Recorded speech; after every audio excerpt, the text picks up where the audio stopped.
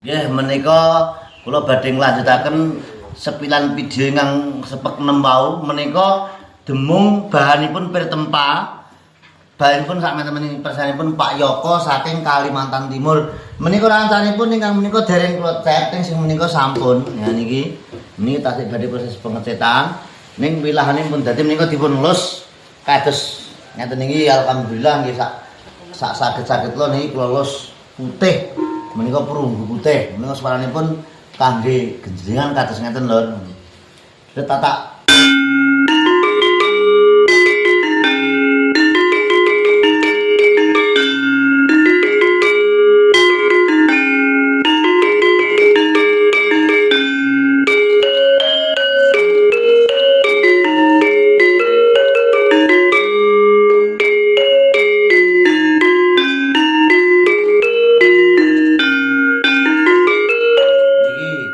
cuatanipun demung kados ngeten iki umpama damel genjringan damel wayangan insyaallah nggih sampun mampu menika bahanipun pretempa mbok pilih kang badhe ngresakaken mundhut gamelan langsung ngubungi dhateng pengrajin gamelan langsung mandang menika nomor teleponipun nomor WA-nipun sampun tertera wonten ing bio TikTok matur sembah nuwun.